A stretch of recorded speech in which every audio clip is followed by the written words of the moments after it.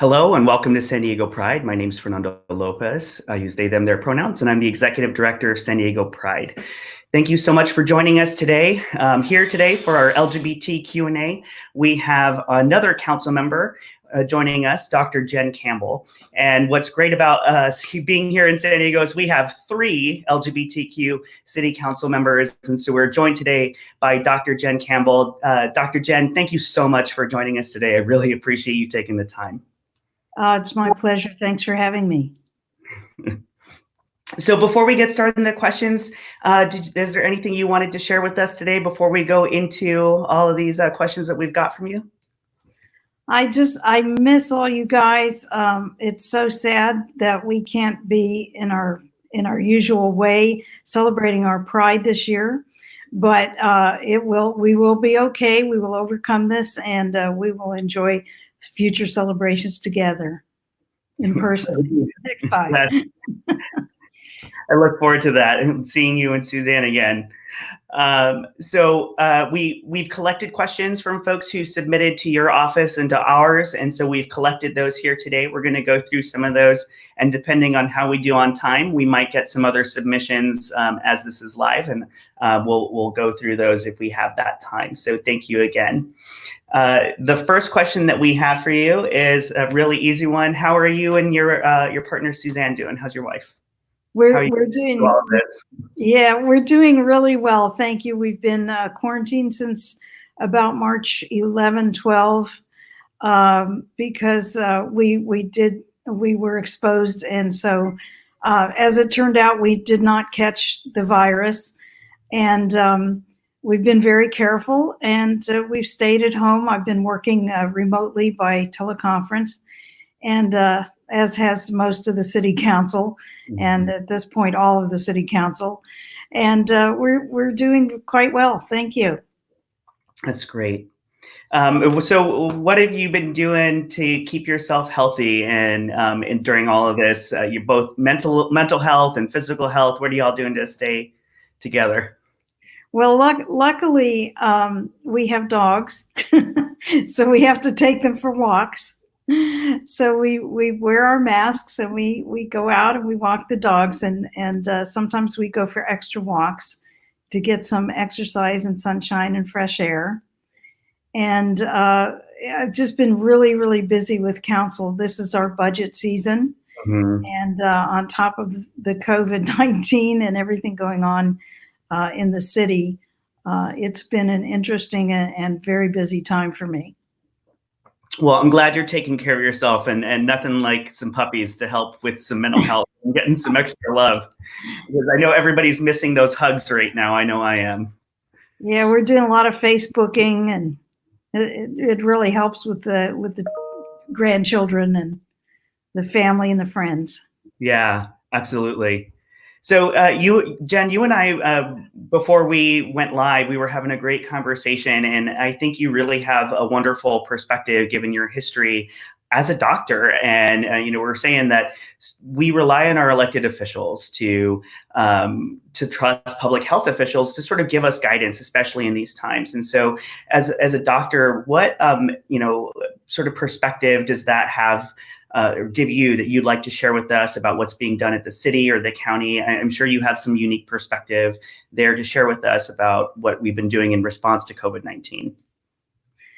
Yes, well, this is such an unusual virus. This is the most contagious virus I've ever heard of. And it's really quite scary because it's so easy to catch. That's the problem. You can be non-symptomatic, not be feeling ill at all, have the virus and not even know you have it, and yet you can spread it. And so that's what's really scary. So unfortunately, there was not immediate testing put into place at the very beginning of this, which would have been around the first of the year. And so we're still waiting to catch up on the testing. Once we can test everybody and we know who's got it, then they can quarantine until they're rid of it and not give it to others. Those of us who don't have it can then go about our business. So the testing is really key. But in the meantime, we don't have it, and so we have to be safe. And that's why the county and the city have worked closely together along with the state to make certain mandates that keep us safe. So the first thing was the stay at home, which we all did, and it was really a good thing because it flattened the rise of the incidence of the number of disease here in California. Mm-hmm. And also now we have today, for the first day, the mandated mask. So when you leave your place, you have to cover your face. And I know it's not easy. We've been doing it for weeks, so we're kind of used to it. You do get used to it after a while. Mm-hmm. But it will protect you from getting the virus for someone who passes by you and is spreading it.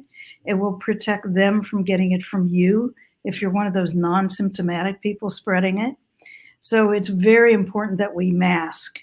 And luckily, we've been able to lift the limits on going outdoors. So now that we're out there, we've got to really protect each other and protect ourselves from this virus. Absolutely. Well, yeah, we were sort of, I felt like we were fortunate there for a while because we had that rain that was like during the stay-at-home orders was keeping us inside. And so now that the weather's getting a little better and San Diego's been doing pretty well here, I think we're so lucky to live in the city of San Diego, the county of San Diego, and the state of California, where our elected officials, public health officials had us respond early. And we were able to flatten that curve. So now that the weather's getting better, those masks are so important. And so thank you for sharing that with us. So as you said, your city council is still moving forward and you're still doing your job. And I know your staff's still doing their job. They're super wonderful over there. And so I know it's been hard as we've all adapted. So the next question is, what's been the hardest part of your job the last few weeks? For me personally, it's not being able to see people in person. It's so, I love my constituents. I usually have coffees once a month with different neighborhoods throughout my district. And it's so hard for me not to actually be able to hug and see and talk face to face with my people. And including the staff and the city workers, the county workers, and we've been able to do it. Thank God for technology. But I think you see a picture on the screen now of us, part of Team Jen out there doing Meals on Wheels last week, delivering meals. And look how far apart we had to stay. It was we're such huggers, and it was so hard for us. But we're doing it, and we're staying healthy.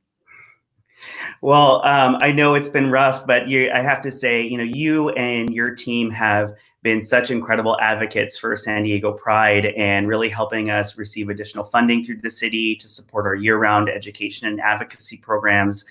Venus Molina from your team has been wonderful. And a fun fact for the folks who are watching, Josh Coyne, who is on your staff, he actually helped to found our Lunch Bunch programs and expand our LGBTQ youth programs far beyond what they had been in the past in partnership with the Trevor Project. And it's because of Josh, your person there, who he really actually helped to build them to a place where we were able to expand those programs and hire full-time staff to support our youth programs. So shout out to your team. We got some Pride family in there too. So thank you so much. You got a great staff over there at the city. Oh, I am so fortunate. I do have a great staff. Yes. So this next one's a fun one, I think. What's the first thing you want to do once this is all over? I want to go to Martini's. I might see you there. Yes, let us all go and lift a glass. Oh my goodness. Let's see. So, with it being, this is our next question. This is important to folks. Not only today did the mask order come into place, but it's May 1st, first of the month. A lot of folks are thinking about paying rent. We know unemployment has shot through the roof. And so many are concerned with paying their rent or paying their mortgage. And so what resources can you tell folks about that are there to help people who find themselves in a situation where they're struggling to pay rent right now? Well, the city council had voted in a measure so that you could put off paying your rent. You have to work this out with your landlord. But what I'd like to do is forward to you some information, or people can go to sandiego.gov and /coronavirus. And it's all on the city website, what you can do so that you can work with your landlord to show that the COVID has cut your income, you can't pay your rent at this time, and that you ask for permission to put off paying your rent until later. And so we do have that program. Also, many of the lenders in terms of mortgages are giving people time off from paying their mortgage on time. So eventually we will have to make up for the losses, but for now, at least it's a help until we can get back on our economic feet. Well, and thank you. And I know the city took a relatively early stance on getting that ordinance out to folks about the rent. So thank you very much. And we were able to get that up on the screen. We also, for folks who are watching, we have links on the SD Pride website. When you go to sdpride.org, there's also a list of coronavirus resources that are LGBT specific, but we also link to city and county resources as well from our page. So the next one is about small businesses. I know that you, obviously all of our districts all around San Diego have incredible, thriving small businesses that we all love in our neighborhoods. And so what measures are being taken in your district to be supporting those small businesses? Well, we are very supportive of our small businesses. We've ordered food, pickup and delivery. We try to help our small businesses. We have several that are making face masks. One of which I'd like to give a shout out, if I could, to alohadesigns.com. So that's all one word, alohadesigns.com. Wonderful Stephanie here in OB, who makes the masks, and they're just wonderful. They're washable, they're thick, they're excellent. And so I urge you, if you need masks, go to alohadesigns.com and order your masks there. They will ship, or you can pick up, but it is a local business, and that will help them out as well as protect you from the virus. That's great. What, speaking of small businesses, what local restaurants in your district are you looking forward to eating at again when it's safe to do so? Oh, or you're getting some pickup now. Yeah. Oh my gosh. All of them. I mean, we are just so lucky. You know, District 2 is most of the beaches. And so we just have the most wonderful assortment and variety of good food all around the beach areas. So I'd like to hit every single one of them. I'm a foodie. I love to eat. I bet. Me too. I miss all my restaurants all around. And so speaking of the beach community, obviously you have some beautiful, some of the most beautiful beaches in San Diego are in your district. And so what can you tell us about the beach community that you represent and the status of our beaches and how your office is managing the balance of public health and the desire to enjoy some of the most beautiful parts of your district? Well, luckily, people have been pretty well behaved in San Diego in terms of utilizing the beaches and following the rules. Just Monday that we opened our beaches up so that you could jog, run, you can surf, you can paddleboard, you can kayak. We don't want you to lie around the beach. I think next week we'll probably make it so at least with your family, people that you live with and are close with every day, you might be able to get outside and rest after your jog or your walk or your paddle on the beach and enjoy it. I think the fresh air and the sunshine is so good for our souls as well as our health. And but we must stay distant from each other. And remember, this is a particulate virus. It travels through the air. It is airborne. It is droplet borne. Studies lately have shown that it can travel as much as 27 feet out from someone who sneezes it or coughs it, mm-hmm. or is sweating and runs by you. And depending on the breezes at the beach, how far it will carry. And that is why it is so important to always have your mask, always wear your mask, cover your face when you leave your place. I know it's not comfortable, it's not what we want to do, but this could very well save your life. Well, thank you for including that reminder. I think, you know, in San Diego doing so well, I know that folks were really getting nervous when some of the news was breaking yesterday, I think it was, because I I'm losing track of days too. I think we all are. But when we were, fearful that some of the progress we made was going to be lost, and that there was some talk about shutting down the beaches, and it looks like right now we're only shutting down Orange County. From the state of California is only shutting down Orange County beaches, and that's, I think, a testament to our city and our county really delivering those messages about making sure that we're acting responsible and not opening up those parking lots. So we're really not having folks coming from all over to singular places to enjoy, but rather enjoying our local neighborhoods and parks. So those reminders are helpful. Thank you. We've started a new Slow Streets program too. Just this week we did on Thursday. So we just started this, or Wednesday, so it was 2 days ago. Here in Pacific Beach, for example, we've opened Diamond Street, so that now there's much more space for you to ride your bike or walk without being fearful of getting run over. So we've limited the traffic there to residents, emergency, and deliveries.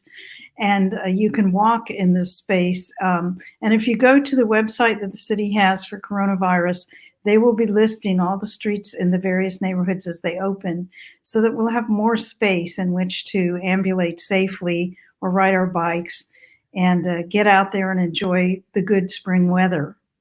Well, I know it's so interesting that, right, we're all sort of learning and growing and doing this as we go along. And I think that was a really innovative approach for the city of San Diego to have those slow streets, because I know as I've tried to do the same and go for walks, it can be really challenging to navigate between social distancing someone on a sidewalk when we have such narrow sidewalks, and then you're in the street and there's bikes and there's cars and there's a safety risk. So again, I think that was wonderful, innovative approach the city took. So thank you for your role in that as well. Oh, you're welcome. We were the first district to institute it, and I have to thank my staff. They're really into it.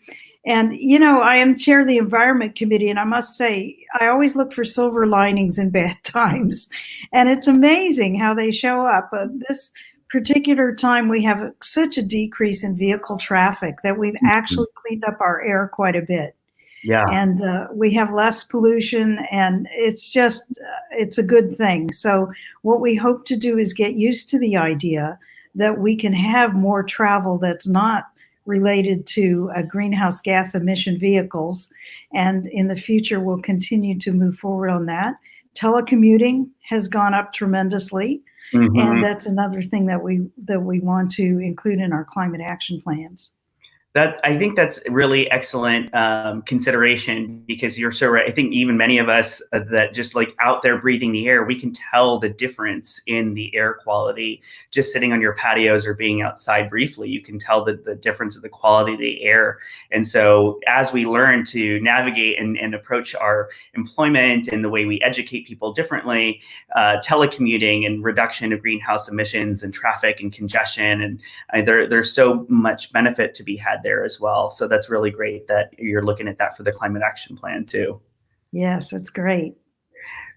So the next, we sort of touched on this, and I know we talked about it before we went live, but San Diego Pride's programming, like all of our nonprofits and businesses, adapted very quickly. We had to. And so we snapped into place very quickly and put all of our programs, our year-round programming, virtual spaces. And obviously we miss being together. And it's one of the things that our community, we've had to find each other for community, find each other for family, and find each other for support over the decades. And so the loss of those safe spaces really have people in our community struggling. And so what messages or thoughts do you have for our Pride family or the whole LGBT community who's struggling through this challenging time? We have been through so many challenges so many times. We are going to fight this virus. We're going to get over it. And we are going to go back to being able to be closer physically to each other.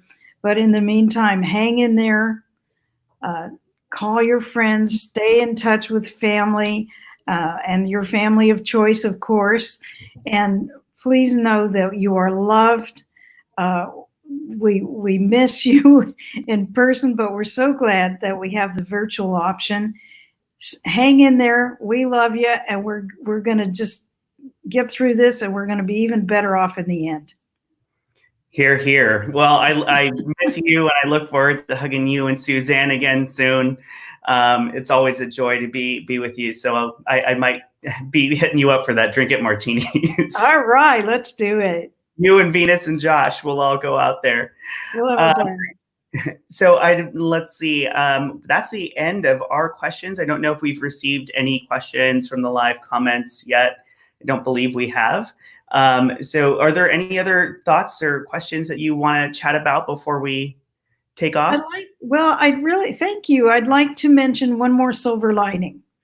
And that is that because of this, we thought, of course, immediately about our homeless neighbors and how we needed to protect them, how much at risk they are. Of course, living outside is not good for one's health. And so we wanted to make sure that we protected them from having a huge outbreak of this virus. And so the city and the county acted together beautifully. We used the convention center as a central area. And one of the silver linings of this is that hopefully we will be able to help hundreds and hundreds of more homeless have permanent housing as time goes on here. We have our plan that we agreed to at City Council in October that our consultant brought to our city. We have a 3-year plan, a 10-year plan to resolve homelessness. And actually, this virus has helped us to move further and faster to do our outreach, to get everyone housed permanently and safely, and take care of all our neighbors, so our social safety net, and know that we're all in this together and we're all going to help each other to succeed. Thank you, Jen, for sharing that. And, sometimes it takes a big thing to make us all act more quickly. And obviously, homelessness is a huge issue in the LGBT community, with 40% of homeless youth being LGBT identified. And as a youth, that was me. I was one of those people that folks talk about when, they denigrate, there's homeless problem on the street. And and I think to myself, well, okay, that was me. Yeah. And so to be treated with humanity and kindness and is so important. And I can't say enough, if it wasn't for the kindness and generosity of community leaders taking me in. I mean, it was Benny Cartwright, who's the person who put a roof over my head when I was 18 years old. And that housing and stability allowed me to pursue further and become something. And so I wouldn't be sitting here today talking to you if people didn't take the time to have compassion to folks in our homeless community. So really, from the bottom of my heart, thank you so much for making sure that we covered that topic as well, and that issue is being addressed at the city. Absolutely. It's priority. So that was all the questions that we received, but I was wondering, since we're a little we didn't take too much time. You were sharing an interesting thing with me about your perspective from 1981 to when this outbreak began. And I was wondering if I might have you share a little bit of that perspective. I thought it was a fascinating story that we had before we started. Well, in 1981, I was a resident in family medicine, and I received the weekly mortality and morbidity report from the Center for Disease Control, which they still put out. And interestingly, on the front cover, 1981, there it was about AIDS. And it was, the headline was 9 gay men in San Francisco die from Kaposi sarcoma. And these were young men. And it occurred to me that this was the outbreak of something new. And indeed, it was a new virus. And that this might help give us some keys to how our immune system works. And that would be the silver lining in that cloud. Now, unfortunately, that was a horrible circumstance. It took years for the government to get its act in gear. There was so much prejudice. It was awful. But we learned a lot through that. And we learned a lot of science through that. And that has helped us now coping with the viruses that have come since. And I think that's going to help us tremendously in dealing with this one, finding cures and finding vaccinations so we can prevent. and realizing that disease doesn't care who or what you are, what your political beliefs are, or anything else. If it can invade your cells, it's going to get you. Mm-hmm. And so we all are in this together. We have to be a united front. We have to use good science, and we have to work forward together. We'll build that science so that we can overcome this, and we'll build our social safety net so that we won't have to go through these exasperating times with losing so many of our dear fellow citizens at the same time as trying to resolve these situations. I'm sure more will come in the future. These are unusual viruses. This particular one is a single-stranded RNA virus that is only two amino acid differences, two RNA chemical differences away from SARS. And yet it made such a difference that it is horrendously contagious. So just little tiny genetic changes like that in a virus can make a tremendous difference. So we have to stay on top of our science. We have to continue to learn and expand our knowledge and expand our love for each other. I couldn't agree more. And if I may, you also shared that there was some inspiration for you even running for office in the first place. And I think that's also a benefit that are now having you sitting at the city with that experience behind you is obviously serving us at the city level and the county level now, is that, you all collaborating and coordinating information. Can you share a bit about that impetus to run initially? Yes, one of the things that spurred me to run for office was the hepatitis A outbreak here in San Diego, which unfortunately was not immediately handled as the epidemic that it was. And I think, again, prejudice came into play. It hit the homeless first. And so rather than take it into consideration as a very important thing, it was let go for far too long. And the county learned a great lesson from that, and they have been much better this time. They have stepped up immediately and fought this thing from day one. We have united the city and the county and all of the government. I want to give kudos to Nathan Fletcher. God bless him, my son by another mother, who has led the county forward in thinking proactively and doing the right thing to stop the spread of this disease. And it's just, it's wonderful. Our mayor, our city council, this is bipartisan. Mm-hmm. It's a huge coalition of everyone together. We're a united front. The rest of the country could take a lesson from San Diego. We all work together, and we don't have prejudices about each other. We're trying to unite, and we're trying to win this fight against this horrible virus, and I know we will.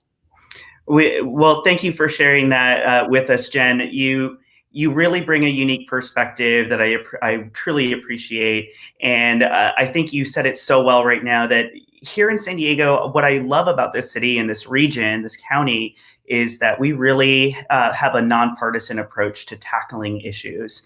And, whether it was our former Republican mayor, Jerry Sanders, being at the forefront of supporting marriage equality, or our Republican mayor, Kevin Faulconer, who was at the forefront of supporting the Equality Act to have equal protection for the LGBT community across all 50 states. To see that folks at the county level, at the city level, and through cities throughout our county, that folks can really operate in a nonpartisan way to come together on issues of equality and public health is so important. And you're so right that this city, this region can really be a model for the rest of the country about how we can put our differences and beliefs aside and really focus on what's best for all people. So thank you for sharing that. I think it was a really important point. Thank you. Thanks for having me, and happy Pride, everybody. Well, thank you so much for Stay prideful, Jen. Thank you, Jen. It was really great having you. I look forward to seeing you again soon.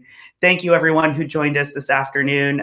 It was a pleasure having you again. We look forward to having more of these engagements with you. We're going to be making some exciting announcements soon about our Spirit of Stonewall Award winners for the 2020 cycle, and our Pride Live events will be coming up here shortly. So for more of that information, obviously go to our website, sdpride.org.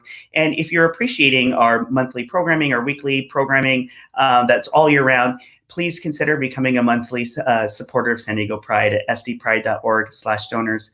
Thank you so much. Wear your masks, and then otherwise stay home, stay safe, and together we rise. Thank you so much, everybody. Take care.